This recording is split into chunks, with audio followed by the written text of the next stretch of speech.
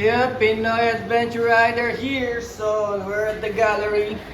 Dito yung setup natin para sa work from home VA natin, virtual assistant.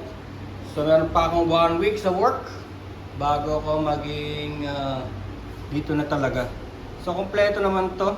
Itong gallery ko, meron tayong dito yung art. So, ganda yun. Pag may free time ako, pwede akong mag-art. And of course, pag may gusto nang dumalaw any day, nandito ako. And sa resin tayo magka-concentrate. Ito yung next nating ipo-pour. This is the, ito yung sinasabi ko sa inyo, it's part of the childhood theme na gustong gusto ko dahil ang sarap tignan talaga naman. Itong mga toys na to ay hindi modern. These are from way back year 2000, 2010, ganyan. Ang mga toys na yan. So, medyo hard to find kaya medyo may presyo din talaga. Like this one, alam niyo naman to is the collection from the shell collection. So nakumpleto yan. Ito, hindi ko alam kung saan ang galing yan, no? So dumating na yung mga resin natin.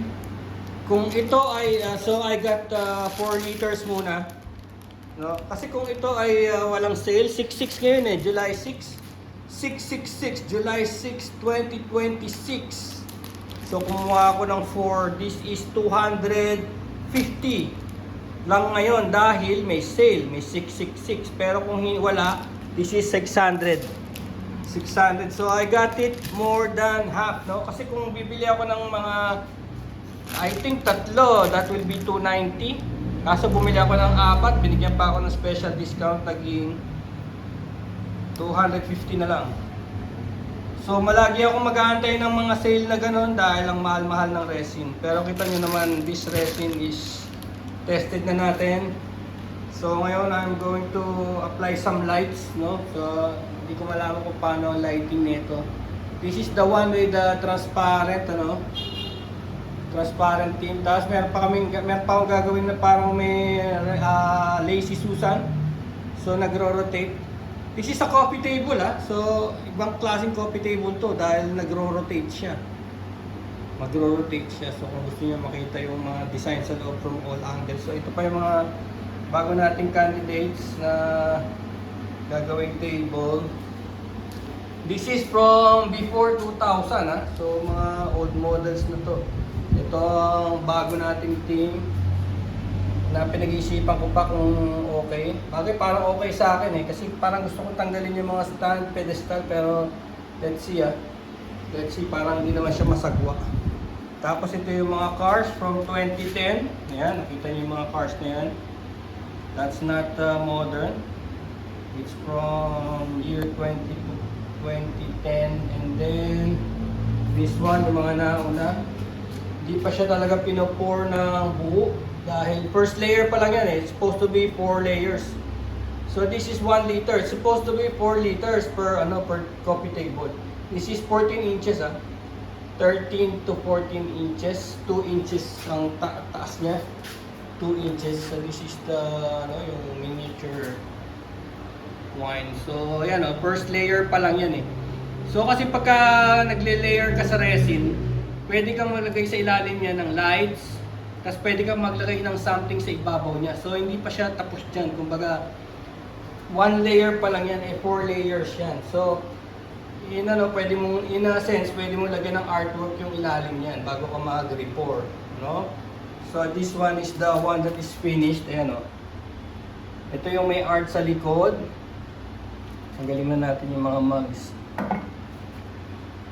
Ito yung may art sa likod, Yan.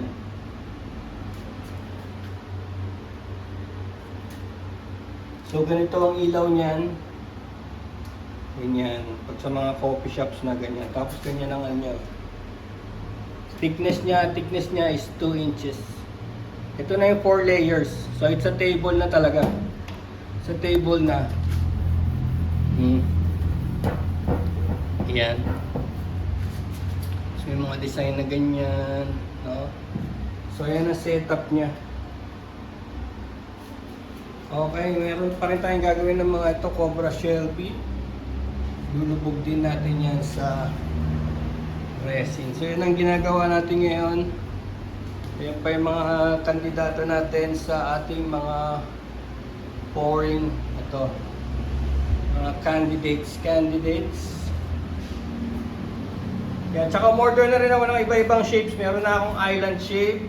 Tapos umorder na rin ako ng isa pang 14 inches para habang nag-visualize ako dun sa isa. Kasi ang visualization nito matagal.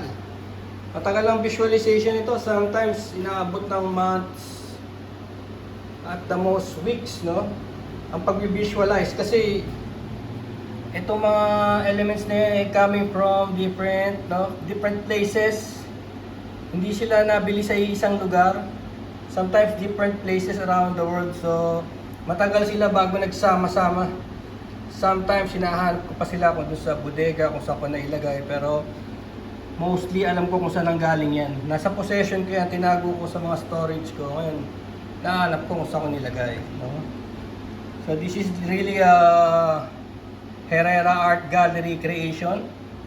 Tignan mo yung mga tags. We have Paul Herrera tags and pinagawa pa namin yung plate na yan.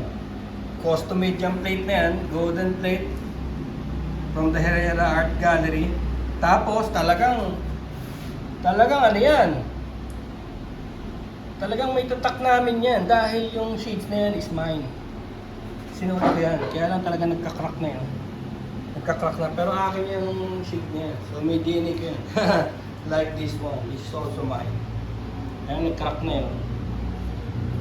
Okay, that's it. We'll do that. Tapos balik tayo rito. Ito yung sinasabi sa inyong tema na Harrier Jump Jet. Ayan, yung jet na yan is a Harrier Jump Jet.